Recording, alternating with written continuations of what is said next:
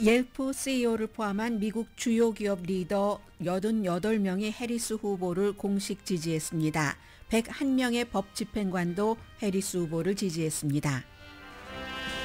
해리스 후보는 8월에도 3억 6천만 달러라는 거액을 모금했다는 뉴스와 함께 모든 스케줄을 중단하고 토론에 집중합니다. 대신 팀 월즈 부통령이 트럼프기가 날리는 펜실베니아 농가에서 캠페인을 했습니다. 트럼프 후보는 오늘 연방 항소법원에 출두했습니다. 성폭행 혐의로 유죄 판결을 받았지만 새로운 재판을 받기 위한 마지막 시도입니다. 그 밖에도 여러 재판 절차가 남아있고 시작됐습니다. 트럼프 후보가 정부 지출 등을 감독하는 특별위원회를 구성하고 책임자는 일론 머스크로 한다고 발표하자 모든 매체가 탑뉴스로 보도합니다. 선거가 가까워지면서 진짜인 듯 가짜인 듯 찌라시 뉴스가 뉴스로 둔갑돼 널리 퍼지고 있습니다. 대표적인 팩트체크가 필요한 찌라시는 팀 월즈 후보의 가족 8명이 월즈를 버리고 트럼프를 지지한다는 주장입니다. 많은 사람들이 속아 넘어갑니다. 헌터 바이든이 세금 혐의에 대해 유죄를 인정해 검사와 판사 모두 놀랐습니다. 조지아주 하이스쿨 총격 사건 10대 용의자와 아버지가 오늘 함께 법정에 출두했습니다. 판사는 아들에게 사형이 가능하고 아버지는 180년 징역형이 가능하다고 말했습니다. 아버지는 아들에게 알면서 총을 줬다는 혐의 등으로 2급 살인 혐의 등등으로 기소됐습니다. 총격 사건에 대해 미국에서 부모가 기소된 건 두 번째입니다. 8월의 일자리가 예상보다 적은 14만 2천 개였습니다. 이자율 인하는 분명하고 0.5%포인트인가 이런 추정이 가능해집니다. 여러분 안녕하십니까? 오늘의 미국 강예신입니다. 이제 오늘 주말 금요일이고 토요일, 일요일 지나고 나서 하루만 있으면 화요일에 정말 중요한 최근 현대사에서 이처럼 중요한 대통령 후보의 토론은 아마 없었을 겁니다. 물론 후보가 토론을 잘한다고 꼭 선거에서 이기는 것도 아니고 그 후보의 토론이 유권자들의 마음을 결정하는데 대단한 지대한 완벽한 영향을 미치는 것도 아니지만 이번에는 해리스 후보 때문에 트럼프 후보 토론하는 것도 많이 봤고 그의 주장 너무 많은 것을 알고 있습니다. 그래서 해리스 후보 때문에 중요한데 해리스 후보는 아직까지는 좋은 뉴스들이 많이 나옵니다. 오늘도 여러 가지 격전지라든가 아니면은 일반 전체적인 여론조사에서 팽팽하거나 해리스 후보가 여전히 앞서가는 곳이 트럼프 후보보다는 조금 많은 게 사실이거든요. 그러나 여론조사라는 것은 항상 이게 투표로 어떻게 연결되느냐에 따라서 다르기 때문에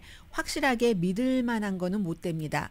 예를 들어서 카밀라 해리스 후보를 지지하는 여성이 많다. 또 트럼프 후보를 지지하는 남성이 많다라고 할지라도 이게 그냥 단순한 여론이지 투표까지 연결되는 건 아닙니다. 여성들은 주로 이제 카밀라 해리스 후보를 더 많이 지지하고 특히 이제 젊은 남성들, 대학 교육을 받지 않은 남성들이 트럼프 후보를 많이 지지합니다. 그리고 이 유권자 그룹이 지금 경합주에 많이 있거든요. 그런데 문제는 이 대학 졸업을 하지 않은 젊은 남성 그룹이 투표율이 가장 낮다는 얘기입니다. 그래서 여론조사 결과가 설령 확실하다 할지라도 그게 이제 투표까지 이어지는 게 굉장히 중요하고 그 자체가 지금부터 2달 동안 해리스 트럼프 후보팀이 얼마나 선거 전략을 아주 제대로 집행을 하느냐에 따라서 달라질 수도 있는 거고요. 그렇지만 돈이라는 건 믿을 만한 겁니다. 항상 선거에선 특히 더합니다. 바이든 대통령이 할 수 없이 카밀라 해리스에게 그 횃불을 넘겨줄 수밖에 없었던 제일 중요한 이유는 돈이 떨어지기 시작했기 때문입니다. 로버트 F 케네디 주니어 후보가 트럼프 후보에게 컨택을 해서 서로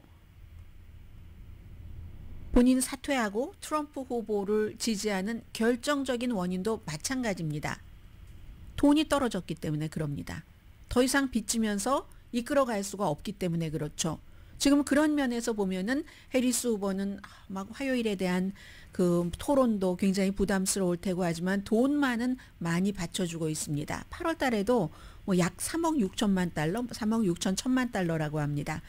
트럼프 후보의 2배 이상 모은 겁니다. 거의 3배 정도. 돈 가는 곳에 마음이 가고 돈 가는 곳에 투표가 갑니다.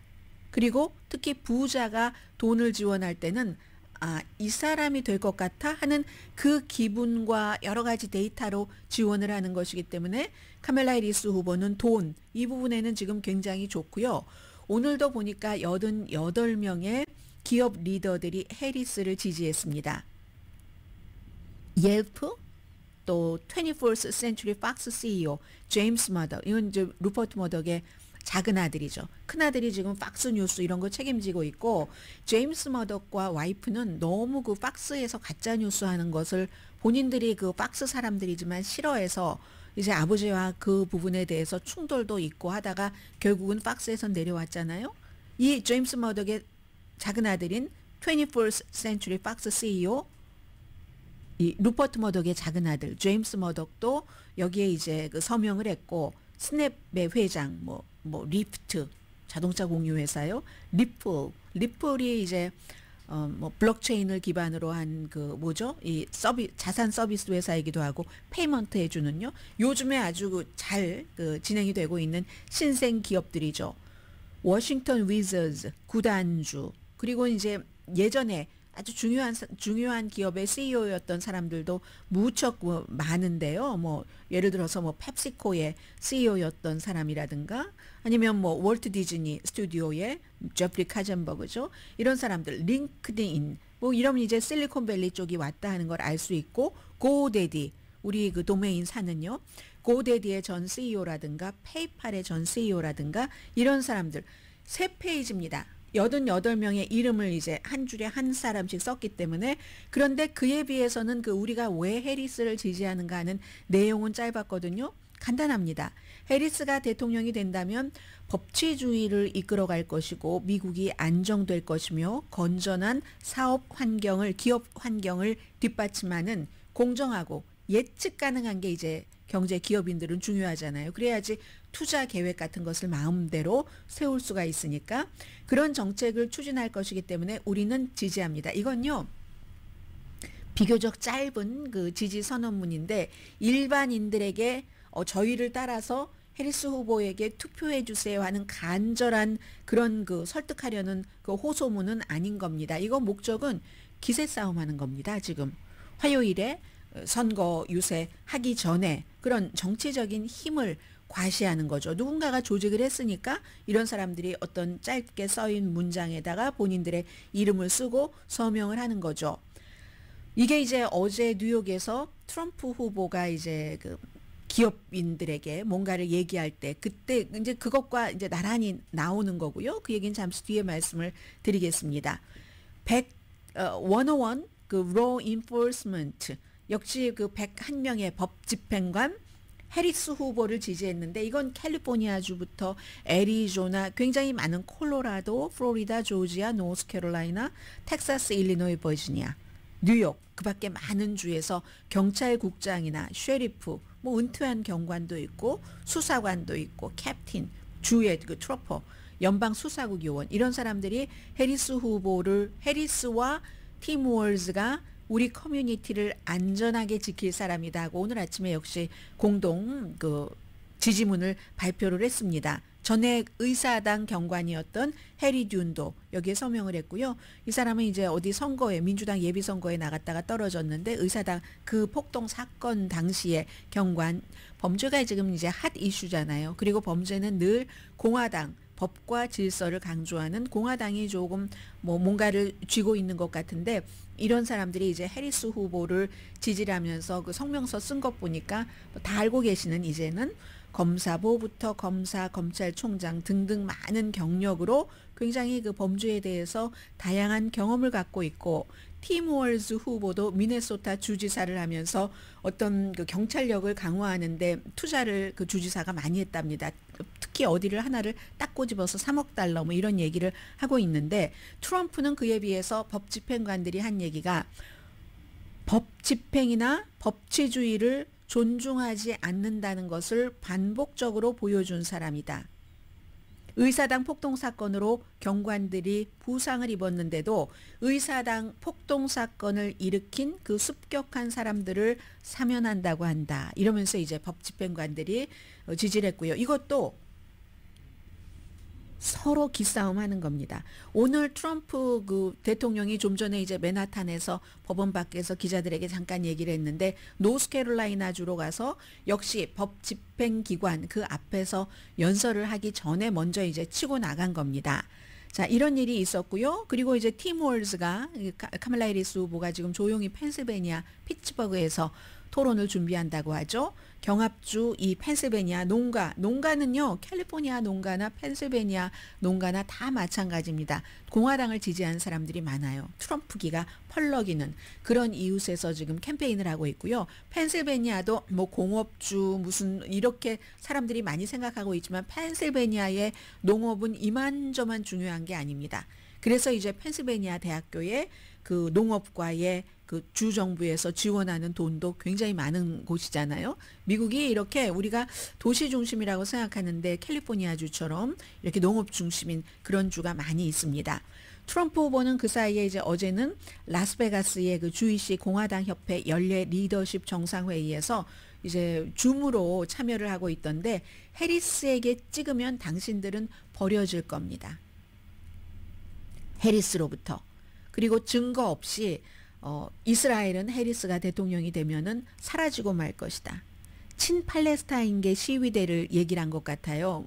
프로 하마스 깡패를 나는 체포한다. 지금 이거 학생들을 얘기를 하는 거잖아요. 대학교 개강에서 뭐 그런 얘기도 했고 뭐 미국의 범죄자들이 얼마나 나이스한지 모르겠다. 불법 이민자들에 비해선 이거 이제 또 다른 곳에서 또 다른 말을 한 겁니다.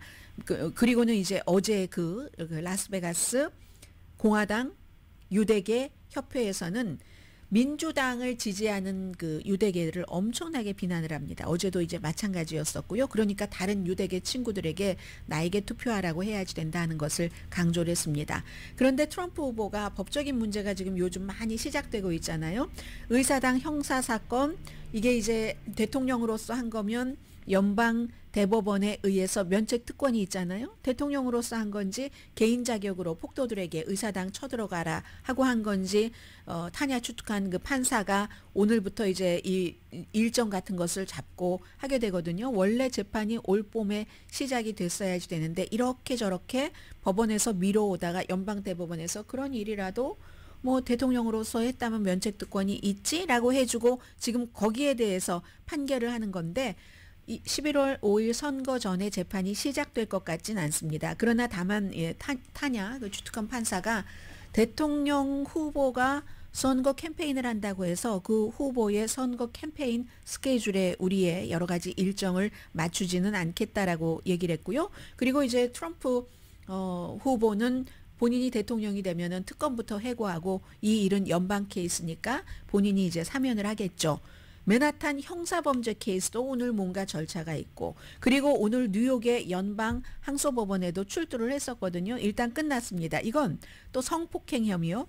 유죄 판결을 받은 것 그 이진 그 캐롤이라는 그 작가에 대해서 이 작가에 대해서도 케이스가 두 번이나 있어서 하나 뭐 500만 달러 배상해라 또 하나는 그것보다 훨씬 큰 돈이잖아요.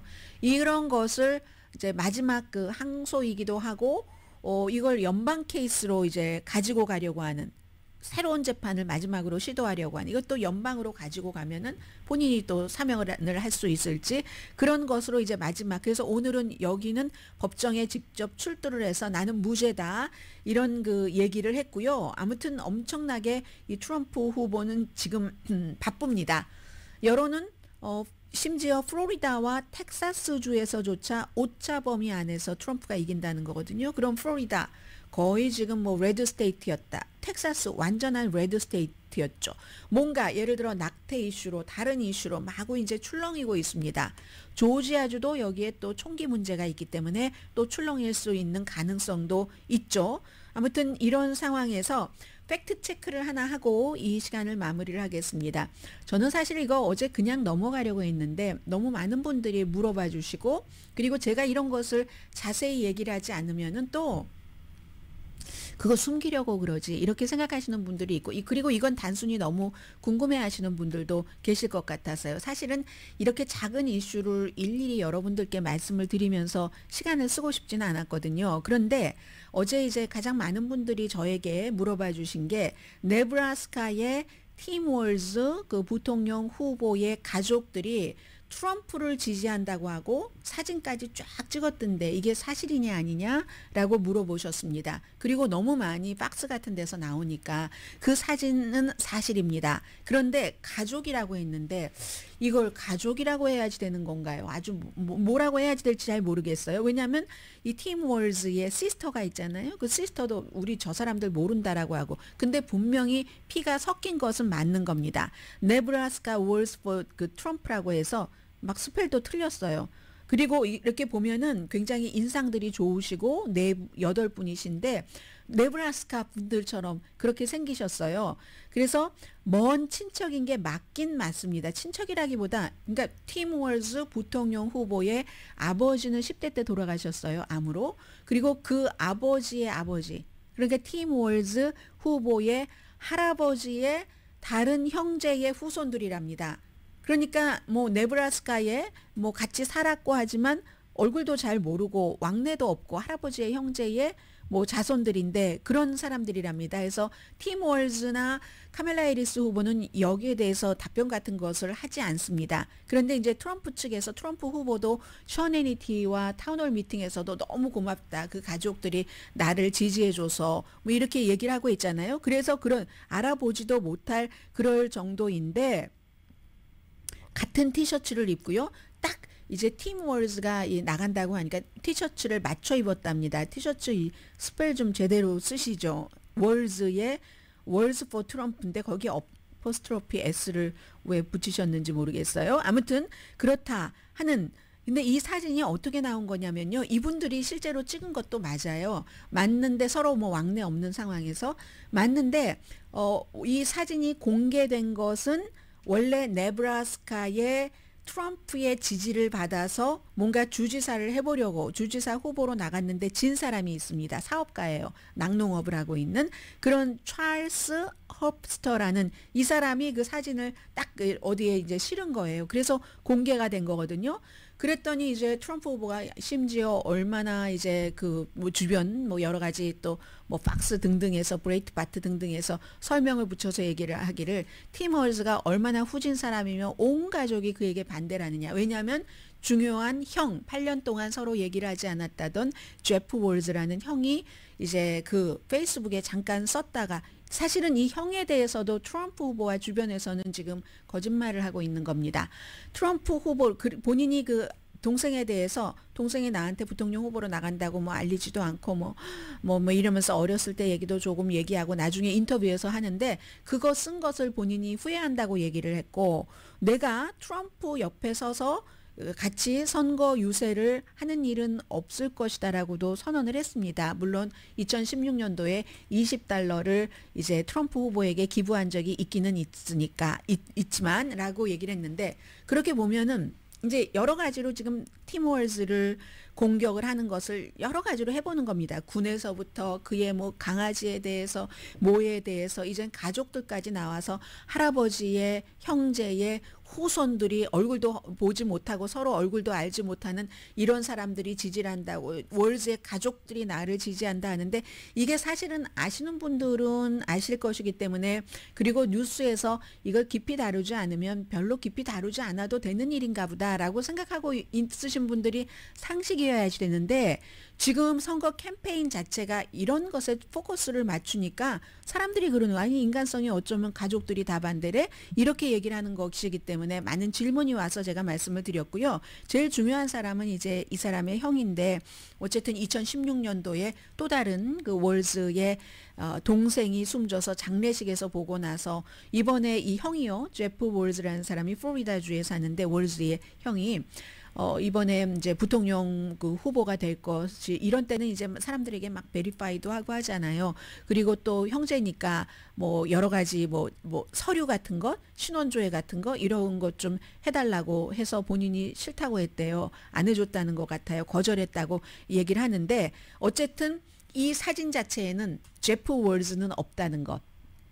가장 가까운 형제는 없다는 것, 그리고 서로 알지 못하는 것, 그리고 그럴 수도 있죠. 뭐 가족들이 다 이럴 수도 있고 저럴 수도 있는 건데 하나 구분은 이거죠.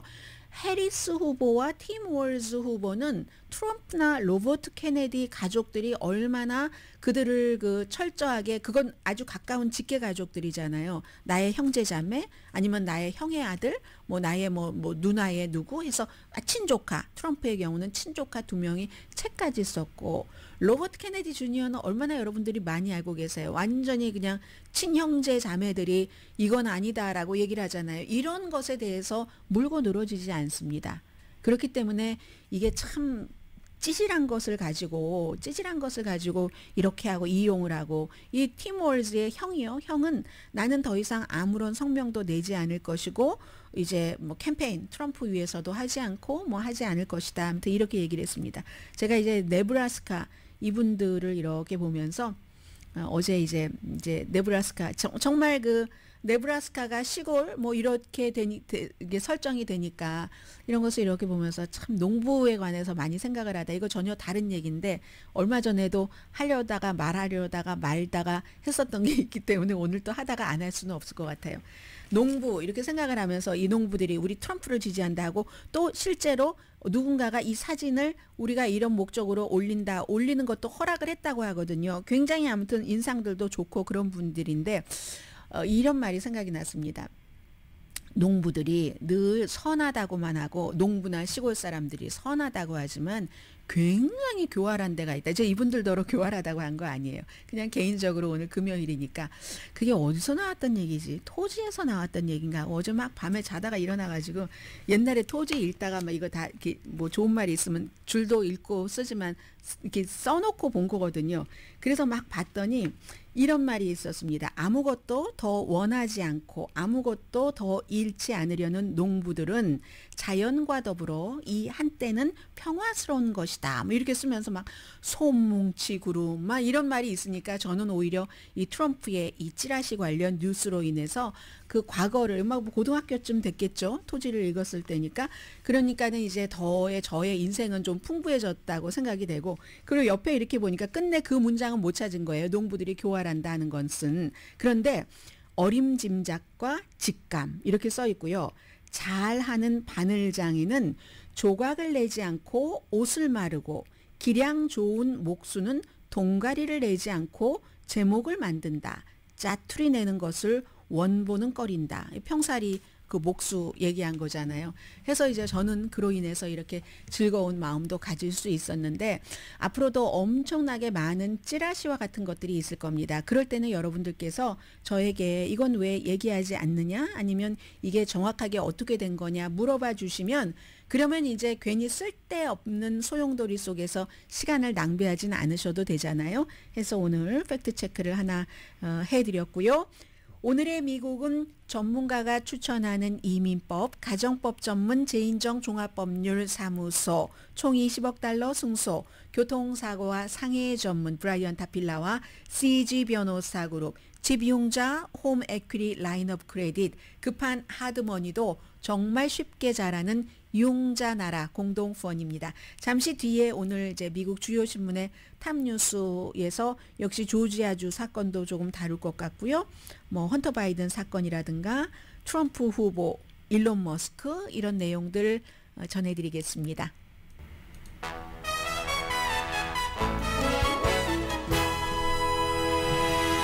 라디오 서울 방송 오늘의 미국 듣고 계십니다. 오늘이요. 그 미국 그 신문의 그 탑뉴스를 보면 다 공통적으로 신문의 탑뉴스이기도 하고 오늘 아침 거기에 이제 업데이트가 돼서 방송의 탑뉴스이기도 합니다. 공통적으로는요. 주요 신문들은 전부 트럼프 후보가 어제 그 뉴욕의 비즈니스 미팅에서 연방 그 아주 효율성 패널이라는 효율성 커미션이라는 그런 것을 만든다 하는 것이 있고, 그리고 조지아주의 그 총격 사건, 헌터 바이든 어제 깜짝 놀랄 만큼 그동안 무죄를 주장하다가 세금 문제에 대해서 혐의에 대해서 전부 9개 혐의였는데 9개였던가요? 유죄를 주장한 이런 내용이거든요. 우선 트럼프의 그 패널 온 그 효율성, 정부 효율성 위원회, 이걸 보면 그 뉴욕 타임스가 트럼프가 이 아이디어 자체가 일론 머스크에서 나왔다.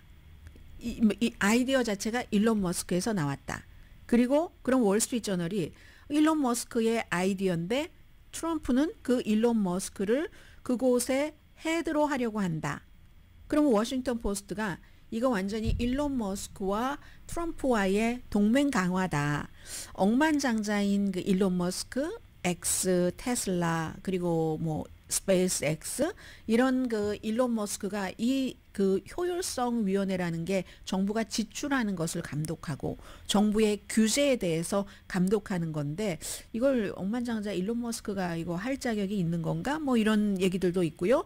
그런데 이제 일론 머스크는 기회가 되면 봉사하겠습니다. 이런 얘기를 했습니다. 그리고 이제 또 어제 그 비즈니스 뉴욕의 리더들 앞에서 바이든의 기후 정책을 뒤집겠다. 내가 대통령이 되면은 지구온난화는 우리 문제가 아니다라고도 얘기를 했습니다. 그리고 정치적인 그 본인의 적은 감옥에 가둘 것이라는 얘기도 어제 또 했죠. 이제 이런 내용이 이제 하나의 단락이고, 일론 머스크 같은 경우는요. 파이낸셜 타임스의 기드온 라흐만이라는 컬럼니스트가 최근에 그 쓴 걸 보면 이 사람은 유도되지 않는 지정학적 미사일이다 이런 표현을 했거든요. 어떻게 사람들이 마음대로 조정할 수 없는 지정학적인 미사일이다 하면은 미국 사람이고 사업가이고 엔지니어고 혁신가고 창조가이긴 하지만 지정학적인 세계 역사에도 영향을 미칠 수 있는 뭐 그런 사람 정도라는 거잖아요. 뭐 미국 정부도 그가 필요하고 여러 가지 그의 기술이, 그리고 우크라이나 전쟁도 마찬가지로 처음에는 딱 일어났었을 때 러시아가 가장 우크라이나에서 먼저 하고 싶었던 것이 인터넷을 없애는 거잖아요. 여러 정보를 없애고 전쟁을 하는데 결정적인 힘을 없애는 거니까 그때 스타링크를 딱 우크라이나에 가져다 줬죠. 그리고 나중에 결정적으로 또 우크라이나가 크림반도 이쪽을 이제 그 러시아를 꼼짝 못하게 하려고 했을 때는 스타링크를 딱 꺼버려서 또 러시아 편에 섰습니다. 그런 일들. 그러니까 이게 지정학적인 미사일과 같은 일론 머스크가 힘을 갖고 있다는 얘기잖아요. 그런데도 이제 또 마찬가지. 그런데도 이분은 그 파이낸셜 타임스의 컬럼니스트는 일론 머스크가 이렇게 엄청난 힘이 있지만 그가 하지 못하는 것도 있다고 얘기를 합니다. 정부는 일론 머스크가 갖지 못한 핵심적인 권한을 갖고 있다는 거죠. 그게 바로 법을 만들고 집행하는 능력이라는 거죠. 미국에서도 그렇고 브라질에서도 그렇고. 그래서 이번에 이제 그 텔레그램에 그 CEO가 체포되고, 어제 보니까 그 CEO가 나를 이렇게 프랑스에서 체포한 것은 잘못이다라고 얘기하던데, 그런 것을 이렇게 쭉 보면 일론 머스크나 텔레그램의 CEO나 결국은 소셜미디어에 대한 면책의 시대라고 우리가 얘기를 했잖아요. 그런 것은 끝나가고 있다. 소셜미디어가 지금 뭐 기존의 미디어보다 뉴스 매체로서 영향력이 더 크니까 기존의 미디어와 마찬가지의 규제를 받을 가능성이 아주 크다고 얘기를 합니다. 그리고 X 같은 경우는 특히 이제 음모론이 가득하잖아요. 이 기드온 라흐만 씨의 얘기입니다. 그리고 일부는 그 X에 가득 찬 음모론을 이렇게 뭐 일론 머스크가 퍼뜨립니다. 마고고 뭐 예를 들어 히틀러는 좋은 사람이다 이렇게 얘기한 것을 터커 칼슨이 막 인터뷰를 누군가 하고 있는 것을 그 맞아 하면서 딱 퍼뜨리고 그 X에 그렇게 하고 있잖아요. 부도 있고 의심할 여지 없는 엔지니어로서의 아주 정말 막 천재와 같은 그런 기능이 있고 기업가 사업가로서는 얼마나 재능이 있어요. 본인 테슬라에 필요하다가 하면 또 트럼프와 친했다가 아니면 또 아니었다가 이런 얘기. 바이든과는 친할 수가 없습니다. 왜냐하면 중국과 이 일론 머스크가 시진핑에게는 굉장히 꼼꼼하게 아주 그냥 아래에서 잘 대해주고 있거든요. 그런 것들이 위험하다는 거죠. 테슬라가 중국 공장에서 많은 것을 만들면서 미국에서는 지금 의심을 하고 있습니다. 테슬라 기술을 중국 사람들이 배웠거나 빼앗아 가서 지금 중국이 미국보다 세계에서 어느 나라보다도 싼 그런 전기 자동차를 만들 수 있다고. 국가 안보 정보에 관한 것도 그렇고. 그러니까 바이든 행정부와는 어차피 이 일론 머스크가 사업가이기도 하니까 좋을 수가 없어요. 지금 이제 이런 문제에서 이 트럼프 그 행정부가 들어선다면 일론 머스크가 어떤 역할을 할 수 있는데, 어쨌든 일론 머스크도 법에는 복종을 해야지 되니까 이 법도 본인에 맞게 트럼프와 이렇게 그 손을 잡고 바꿀 수도 있겠죠. 뭐 감독위원회에 최고 자리를 일론 머스크에게 준다고 하잖아요. 그러나 이 일론 머스크의 X는 여러 가지 이런 얘기를 하고, 또 본인이 그 트럼프에게 뭔가가 얻을 게 있으니까 뭐 소프트볼을 던져주면서 비위 맞춰주면서 인터뷰를 하고 했겠죠. 본인이 직접. 그래서 이 X라는 것을 힘의 원천으로도 쓰지만 여러 가지 그 사업에 있어서 사실은 나의 힘의 한계가 여기구나 하는 것을 느낄 수도 있을 것이다. 앞으로는 이 소셜미디어도 결국은 이제 그 뭔가 규제를 받는, 여러분들은 어떻게 생각하세요? 표현의 자유를 얘기를 합니다. 텔레그램의 CEO나 X의 이런 그 일론 머스크나. 그러나 이런 표현의 자유를 주장하는 플랫폼에서 그 주장 때문에 의도적으로 나쁜 마음을 가지고 계속 나쁜 것을 퍼뜨릴 때, 누군가가 퍼뜨릴 때 이걸 제어할 힘이 없는 겁니다. 아무튼 이런 일. 그래서 이제 이 트럼프는 이 일론 머스크만, 트럼프가 이제 대통령이 된다면은 일론 머스크와 어떠한 역할을 분명히 할 것 같고, 또 로버트 케네디 주니어도 백신은 안 된다라고 얘기하는 음모론자인데도 건강에 대해서 본인은 뭔가 역할을 하고 싶어 하겠죠. 그런 것들을 심지어는 그 공화당 내부에서도 걱정하는 사람들이 있다는 건 말씀드리고요. 이 소셜 미디어에 대한 그 어느 정도의 규제, 힘이 없을 때는 괜찮죠. 그러나 힘이 너무 막강해지면은 그 어떤 세계의 구성 요체로서 책임을 어느 정도는 져야지 될 게 있는 것은 이제 방향은 그쪽인 것 같아요. 텔레그램이나 이제 모든 소셜 미디어 자체가, 미국이 오히려 제일 늦은 거죠. 그런데 오늘 이제 애틀란타 저널 컨스티튜션을 보면은 조지아주 총격 사건에 대해서 쭉 나옵니다. 먼저 속보를 전해드리자면 아버지와 아들이 오늘 법정에 함께 출두를 한 겁니다. 아들은 뒷모습만 보였고, 저는 앞모습 사진도 봤지만 여러분들도 많이 보셨을 거예요. 유난히 영한 얼굴이잖아요. 그 아이가. 아버지는 54살. 아버지는 굉장히 흔들렸고 떨려했고, 그 얼굴의 그 고통과 고뇌를 우리가 볼 수가 있었는데, 이 14살 범인이, 이 베이비 페이스의 범인이 AR-15 스타일의 그 라이플을 가지고 친구들도 살해하고 14살 동갑 선생님도 또 많은 사람에게 총상도 입히고 했잖아요. 그런데 이 14살의 범인이 학교 총격 사건에 그렇게 집착을 했답니다. 플로리다주에 특히 이제 파클랜드 총격 사건, 이런 모든 것들이 다 소셜 미디어 등을 통해서 있는 거거든요. 디스코드 같은 그런 본인들, 뭐 게이머들이 많이 있는, 젊은이들 많이 가는 사이트 있잖아요. 이런 그 소셜 어떤 네트워킹에 의해서 이거 뭐 재미로 하나? 뭐 자꾸만 거기에 빠져 있으니까는 이게 이런 일들이 일어나는 거겠죠. 그리고 아버지는 기소된 게 2급 살인 혐의, 과실치사, 아동학대 8개 혐의로 기소가 됐는데, 그것도 사건에 직접 연관이 있다 해서 알면서도 아이에게 무기를 갖게 했다는 겁니다. 지난해 뭐 크리스마스 때 아이에게 12월 달에 뭐 크리스마스 선물로 사줬다는 얘기잖아요. 그리고 나서 6개월 뒤에 셰리프로부터 어떤 수사 요청을 받아서 인터뷰를 했고, 왜냐하면 FBI의 누군가가 그런 소셜 네트워크 이런 데에 이 아이가 학교에 뭐 슈링을 하겠다는 것을 썼다니까. 근데 나중에는 아니라고 하고, 13살이면 너무 어리잖아요. 그리고 굉장히 그 당시에 이제 인터뷰를 한 셰리프가 얘기를 하는데, 아이가 침착했답니다. 아이가 침착했고, 아버지도 총이 우리 집에 있는데 그거 아이가 함부로 가질 수가 없어라고 얘기를 했기 때문에 뭐 당시에도 체포되지는 않았다고 하는데 평소에 이 아이와 아버지가 사냥을 자주 했답니다. 할머니인가요? 할아버지인가요? 애틀란타 저널 컨스티튜션과 인터뷰한 걸 보니까 우리 그 손주가 본인이 저지른 일에 대해서 벌을 받아야지 되는 것은 마땅하다고 얘기를 했습니다. 마땅하긴 한데 아이가 환경 때문에 그렇게 됐다. 엄마 아빠가 지금 별거 중이고 이혼 수속 중이랍니다. 이혼 수속 중에 아이는 아빠와 지금 함께 그 살고 있는 것이고 이러한 것 때문에 그렇다. 아이가 이제 14살밖에 안 됐는데 뭐 그냥 인생으로 생각하면 14살밖에 안 됐는데 이렇게 충분히 생각을 할 수 있는 거고 또 희생자들 입장에서 보면은 야, 나의 아이를 죽게 한 범인 이렇게도 생각할 수 있는 거잖아요.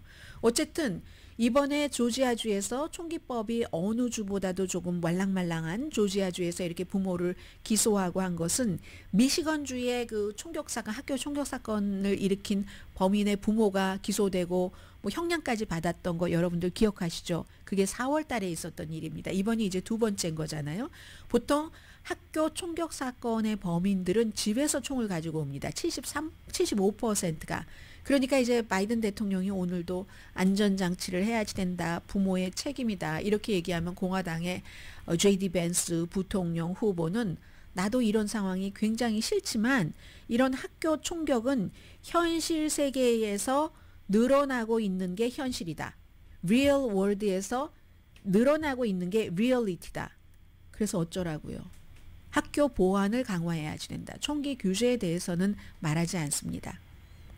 아무튼 이런 일. 그리고 어머니도 17년 전에 뭐 그럴 수도 있죠. 범죄 기록이 있더군요. 뭐 가정폭력, 마약 소지, 뭐 부동산에 뭐 데미지를 줬고 교통 위반 등등 이제 이런 일이 있었다고 하고 오늘은 이 사건이 너무나 사람들이 관심이 많았기 때문에 생중계를 했습니다. 그래서 판사가요 처음에는 14살 아이잖아요. 아이에게 이러이러한 혐의 살인혐의니까 이건 뭐 의도했었던 1급 살인혐의니까 사형이나 종신형에 처해질 수 있다 이렇게 얘기를 했습니다. 아이가 충분히 그걸 이해하는 것 같았습니다. 나중에 판사가 안 됐는지 그런데 다시 이제 설명을 해주는 거예요. 사형이나 종신형에 처해질 수 있지만 그리고 성인 재판을 지금 받게 되잖아요. 성인 재판을 받기는 받아도 너는 사형에 그 피고는 사형에 처해지지는 않는다. 미성년자이기 때문에 이렇게 이제 다시 설명을 해줬고 그 얘기를 듣는 아버지가 훨씬 더 놀라워하는 이제 그런 모습도 그대로 괴로워하는 모습을 볼 수가 있었습니다. 아버지는 180년 징역형을 받을 수 있고요. 다음 재판은 12월 4일에 있는데 여기서 이제 오늘 그 아틀란타 그 저널 컨스티튜션이 강조한 것은 저는요 이게 제목에 써 있어서 뭐 내용이 있는가 하고 엄청 찾아봤는데 따로 기사를 쓴 것도 아니에요. 단지 애틀란타의 공화당 정치인들도 야 이제는 우리가 총기법 변화에 대해서 오픈해야지 된다. 이런 사람들이 애틀란타의 정치인, 공화당 정치인들 가운데서는 몇 명 있다. 이제 이 정도가 조금 의미 있는 것이라고 할까요? 이게 아마 민주당에서는 이 이슈를 쭉 가지고 가고 싶어 할 것이고 토론을 넘어서 선거까지 공화당은 가능하면 이걸 좀 이렇게 누그러뜨리고 싶어 할 것이고 할 겁니다. 여기까지 전해드리고요. 잠시 뒤에 경제 뉴스 등 보도를 해드립니다.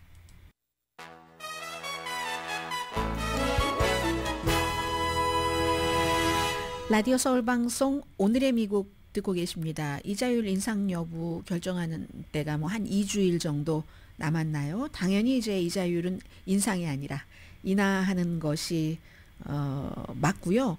그리고 이제 오늘부터는 이거 0.25%가 아니라 0.5% 아닐까? 이런 얘기가 굉장히 많이 나옵니다. 이제 오늘 새로 나온 사람들이 많이 기다렸었던 그런 그 일자리에 관한 보고서가 나왔기 때문입니다. 자, 일자리에 대한 보고서가요. 왜 이렇게 이게 이렇게 움직이나요? 자, 움직이지 말아주세요. 너무 움직여서 제가 방송을 할 수 없을 정도로 컴퓨터 지금 왜 이러고 있죠? 네. 예상보다 적은 8월 달에 만들어진 일자리가 14만 2천 개입니다. 항상 이제 일자리 말씀드릴 때는 비농업 부분이라는 것 전하고요. 전문가들이 예상하기는 한 16만 1천 개 정도 하는데 14만 2천 개니까 거의 2만 개가 적은 거잖아요.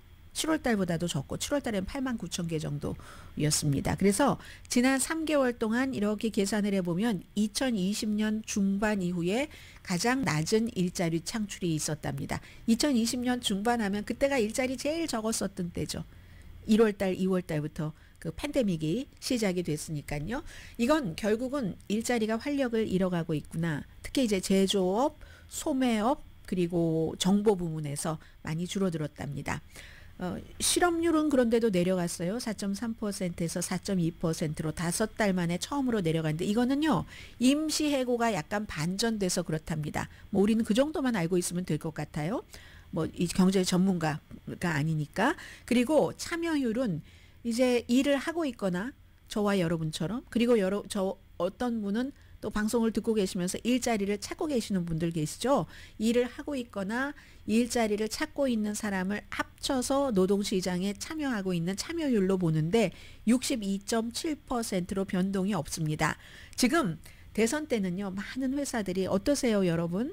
뭔가를 내가 투자를 한다 할 때는 뭐 확신이 조금 있어야지 투자를 하시겠죠. 누가 될지도 모르고 어떤 방향으로 나갈지도 모르니까 지금 돈 있는 사람들이 사업을 하면서 돈은 있어도 뭔가 투자하는 결정은 조금 미루는 시기거든요.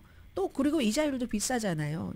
그렇기 때문에 지금 불확실성과 이자율이 비싸니까 비즈니스 확장을 계속 미루고 있는데 그런데 아무튼 지금 이런 게 나왔으니까 기본적으로는 인플레이션 하락은 진전이 있는 게 분명하고 노동시장도 꺾이고 미국에서 이자율을 조정을 생각할 때 인플레이션과 이 노동시장 잡 마켓을 보잖아요. 그러니까 금리 인하가 적절하다. 이게 연준에서 연준 멤버들이 오늘 아침에 하는 얘기입니다. 얼마를 내릴까요? 2.25%일까요? 2.25%래요, 제가. 0.25%일까요? 0.5%일까요? 가끔 그렇게 머리하고 입하고 같이 손잡고 가지 않을 때가 있거든요. 아마 그런 때는 많을 겁니다. 제가 의식하지 못하는 사이에 여러분들께서 다 알아서 들으셨을 것이다. 이런 생각이 들고요. 그리고 이 그 세금과 이 관세에 대해서는 지금 이제 새로 누가 대통령이 될지 모르니까 관세 경우는 대통령 맘대로 할 수가 있습니다. 대체적으로. 그리고 세금은 맘대로는 못 해요. 내년에 이제 세금을 그동안 이거 이제 다시 연장을 하느냐 마느냐 인하해 놨던 이런 결정하는 것은 의회에서 해야지 되는데 관세는 맘대로 하니까 특별히 지금과 큰 변화가 없는 이 해리스 안 같은 경우는 큰 변화가 없는데 트럼프 안은 관세를 계속 올린다고 하니까 뭐 중국 제품은 60% 그거 다 물건값 올리는 거거든요. 그렇기 때문에 이제 세금은 큰 변화가 없고 관세는 큰 변화가 있다면 이거는 정말로 크게 많은 사람들이 돈을 많이 못 버는 사람들이 물건을 엄청 비싸게 주고 사야지 되니까 결국은 수입이 줄어든다는 얘기가 되는 겁니다. 그리고 세금도요. 지금 트럼프 안이나 해리스 안대로 어떤 변화가 있으려면은 의회 의원들이 승인을 해줘야지 되니까 우리가 대통령 선거를 계속 말하고 있지만 이것도 역시 중요한 부분이다. 또 하나는 근본적으로 공화당은 이제 가끔 세금 감면을 합니다. 트럼프 대통령이 2017년도에 했었던 것처럼. 그래서 이제 시행을 하고 나면 사람들은 세금 감면을 좀 덜 버는 사람도 뭐 페이롤 책 받았을 때 몇 달러, 몇십 달러 조금 덜 떼고 나오고 이랬었잖아요, 처음에. 그런데 이제 그것도 또 이제 이렇게 길이 들여졌습니다. 많이 이득 본 사람은 대단히 돈이 컸을 테고요. 그러면 그게 이제 이렇게 길이 들었는데 갑자기 또 이게 없어진다, 이걸 뺏는다 하면은 힘들잖아요. 대체적으로 임시로 세금을 내려놓는 것은 공화당이고 그래서 사람들이 거기에 너무 익숙해졌는데 이거 이래가지고 국가가 계속 예산이 적자입니다. 조금 올려야지 됩니다. 이렇게 또 얘기를 하고 해야지 되는 지금 민주당인 겁니다. 세금에 있어서는 그렇다고 말씀을 드리고요. 이 얘기는 말씀을 드릴게요. 간단히 헌터 바이든이 9개 연방 세금 혐의에 대해서 기소된 혐의를 모두 인정을 했는데 어제가 사실은 배심원 선정한다고 뭐 한 100명 정도가 대기를 하고 있었는데 지금까지 무죄를 주장하다가 전부 유죄를 주장했습니다. 그것도 처음에는 그 알포드 그라고 해서 알포드 유죄 인정이라고 해서 이건 나는 무죄인데 기소를 인정한다. 이렇게 해주기를 원하라 했더니 검사가 절대로 그럴 수 없다고 해서 그냥 오케이 이제 유죄를 인정을 했거든요. 검사도 놀라고 판사도 놀랐습니다.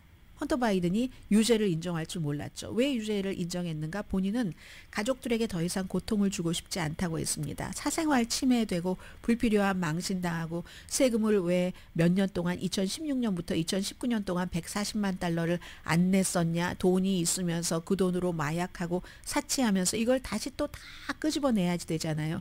그리고 나는 벌금까지 이제는 다 냈다. 이런 얘기도 했습니다. 탈세는 흔하지만 탈세를 형사 기소하는 건 드물고 선고는 보통 가볍지만 이 경우 선고 12월 16일인데 17년 징역에 135만 달러 벌금을 물 수가 있고 또 하나 총기 문제와 관련해서 11월 13일에 선고가 되는데 25년 복역형이 가능합니다. 백악관은 사면하지도 않고 감형하지도 않을 것이라고 밝혔고 근데 저는 모든 그 연방 그 법원에는 대통령 초상화가 걸려 있잖아요. 그런데 이 아들이 그 어제 그 법정을 지나가면서 복도를 가면서 아버지 그 사진 옆을 이렇게 갔어야지 되잖아요. 뭐 그랬겠다. 그렇지만 이 법정 드라마는 식었다. 바이든이 더 이상 재선에 나가는 대통령이 아니기 때문에 국가적인 의미도 없다 말씀드립니다. 이 공책이요. 이민 올 때 무게 많이 나간다고 엄마가 모든 공책 다 뭐 무게 나가는 거 다 떼라고 해서 앞뒷장도 없거든요. 저의 공책 마지막 한 줄을 읽어드리겠습니다. 토지를 읽으면서 적었던 세월은 그를 온화한 인품으로 닦아주었다. 용의에 대해서 박경리 씨가 쓴 얘기입니다. 강혜신이었습니다.